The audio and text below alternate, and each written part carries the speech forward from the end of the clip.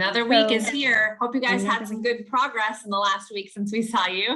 The Yeah. weeks go by so fast. It's like, what did we even accomplish? So I think it's a good reminder when you see us, you realize it's been another week. You're like, what did I do? Yeah, no, that's a good point. And that actually is a good point as we gear into our topic this week, which Yeah. is going to be burnout.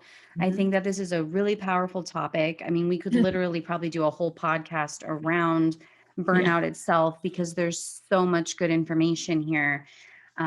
So let's start, Cari, by identifying what is burnout. Tell Mhm. people what that is because maybe people don't even know and they're actually struggling with it right now. Yeah, it's a good question. By the way, burnout happens this time of year often for people because, especially entrepreneurs, but for a lot of people, because it's really been a grind the beginning of the year. We've got our new goals. Maybe you work for a corporation and there's a big push at the beginning of the year, or you're an entrepreneur and you're like, okay, I've got to hit my goals this year. So we tend to work really hard and fast and strong at the beginning of the year after we set our goals. And, depending upon what geography you live in, there's actually been some statistical evidence around, even just the time of year and the darkness and the weather and all those things that can sometimes play a factor in how you feel, which burnout is a feeling. And then, we get to this time of year, and if we have kids, it's like, okay, we're excited for summer, but at the same time, we're overwhelmed with summer because kids are going to be home more. And how are we navigating maybe a different schedule because we're used to a routine, especially for those that work at home. So I think June is a great time, end of May, 1st of June, to talk about burnout, to be honest with you. So I think we picked a good time for the topic. So burnout, really is a term that has been, I guess, coined to basically represent a feeling that people have when they're no longer excited, inspired, energized, enthusiastic, focused on their work. And so these things start to wane a little bit, maybe all of them, maybe some of those things. And typically we then say, oh, well, maybe you're burning out.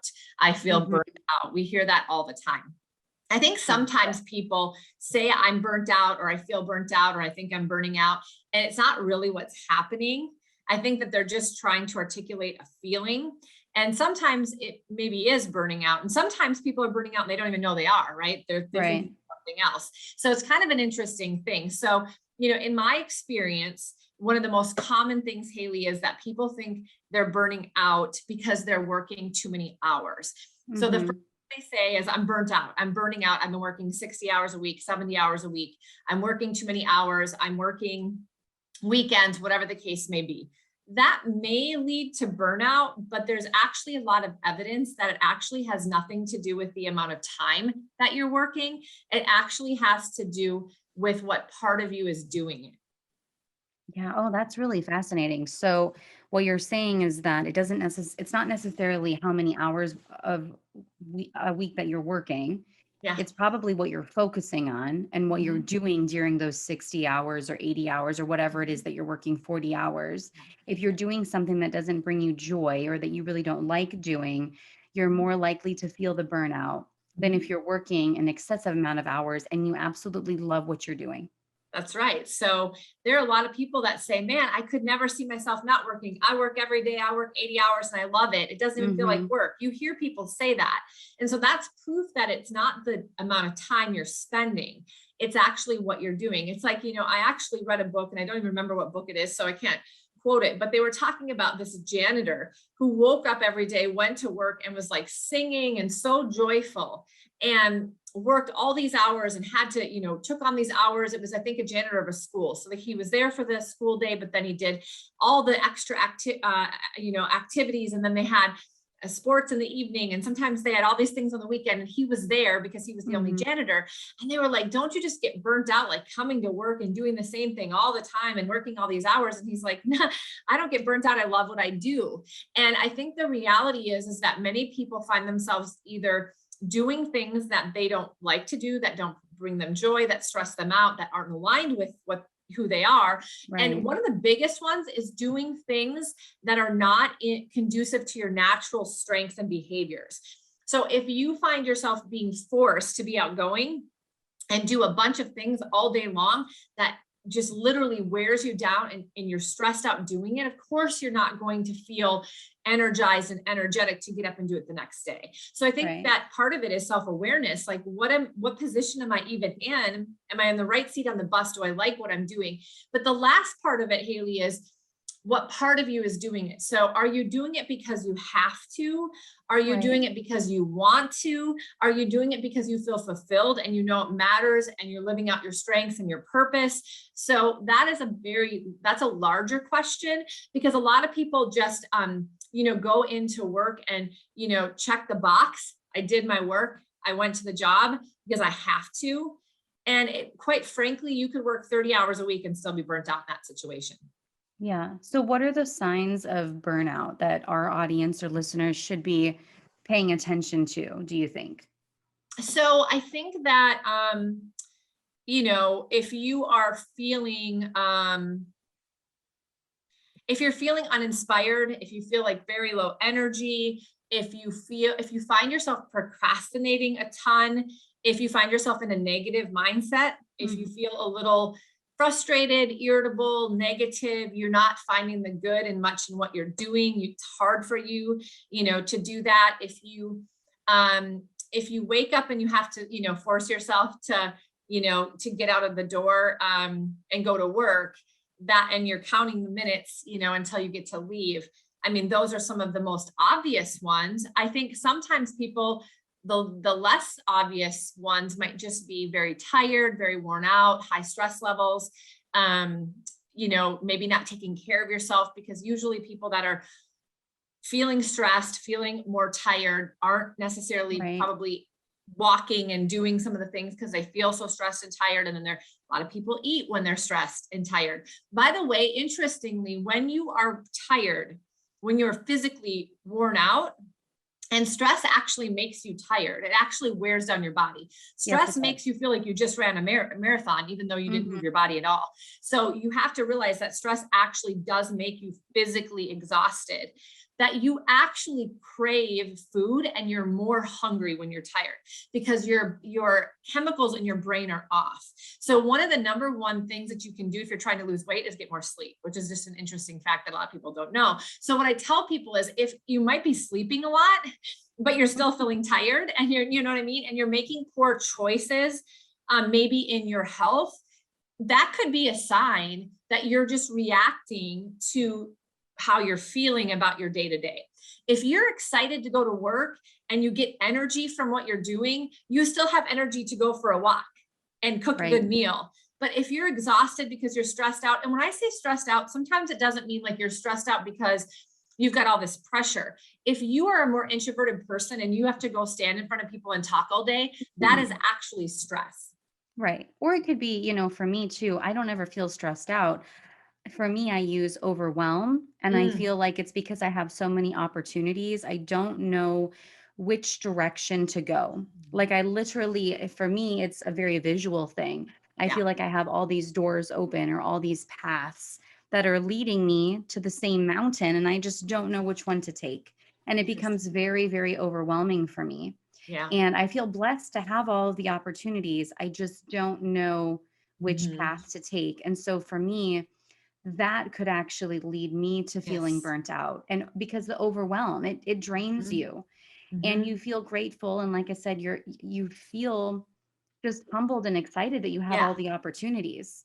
And so a lot of times for high achievers, I think that burnout for us, we don't look at it the same way because we're just constantly moving. Like our brain is nonstop. So for me, and like I said, for other high achievers, it could be insomnia, it could be lack of sleep for me. It could be very, very vivid dreams. It could be I am dreaming about work consistently. And you just constantly feel like you are like you are working at this like high level and coming down from that. It's almost like your brain releases chemicals. You become very addicted to the that feeling of being on all the time. And then when you come down from that high, it's horrible. It really is not a good feeling. But I'm telling you, having that type of cycle of going really, really high up and then coming down and being addicted to that high, it is very unhealthy. And that leads to burnout, at least for me. If anyone else. Yeah, that's actually really good. And for entrepreneurs, this might be a really great example, Haley, that you just brought up, because the other part of it that I think people get burnt out is that they don't ever unplug.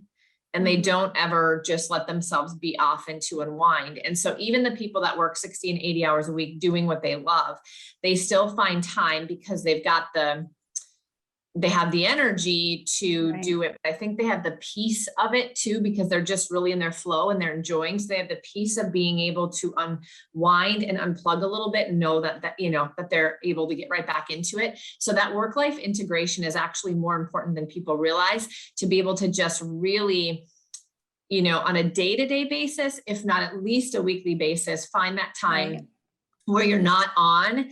And even though you enjoy what you're doing, that you find something else, because again, it's not the hours that you're working, because if you love it, but it's like you have to have other things have to be fulfilled in your life in order to not feel burnt out. So somebody who works 80 hours a week, 60 hours a week and loves what they do and says, I'm never stressed out and I love it, that's great. But if they're not taking time to pour into their relationships or their health or wellness or anything like that, they're still going to burn out. And it's not going to be because of work. It's because they are not feeding those other parts of their life that they their need. Whole person. You're not feeding the whole person. You have to.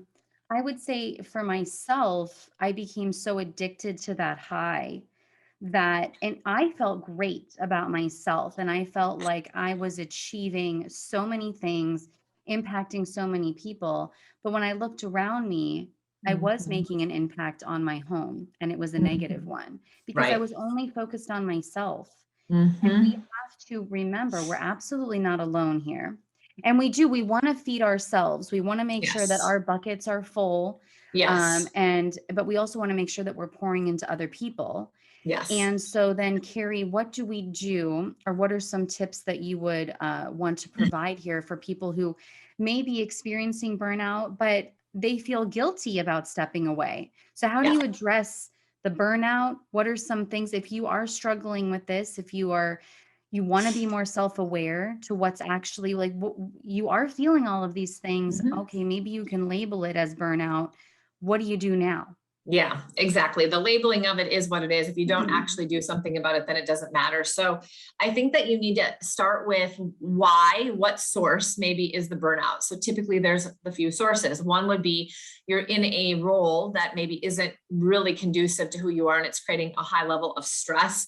Again, stress coming in different ways. It could be that you are not integrating work and life. Again, don't get caught into the hours that you're working. You can work a lot of hours and still integrate work and life appropriately. It's just a decision. It's a choice, and it's a priority management thing. People do it all the time. So if you're not integrating work and life, it's probably you're burning out, not necessarily because of what you're doing for work. It's because you're not integrating the two, and you're leaving some relationships on the wayside, or you're not taking care of yourself or whatever. That's going to definitely lead to burnout. So is it that reason? Or, is it that you're just unfulfilled? I mean, you could be in a role that is very conducive to your behavior style, but you just do not feel like you're making an impact or making a difference. And so you're just checking the boxes of going to work every single day. And that doesn't mean you have to quit your job or not do what you're doing. That's the other thing, is that you just have to make some active choices here on what can you do differently. So if you are working in a role that you feel like you're not maybe on the right seat in the bus, then figure out how you can identify what activities in that role do bring you joy, because there's probably some. It's just that maybe you're out of balance. The more things that you are not in alignment with you. So is there a way that you can leverage some of those things? You can, change the way that you work every single day, and you can find more ways to do the things that you really enjoy. And that, again, is just asking yourself those great questions and trying to figure it out.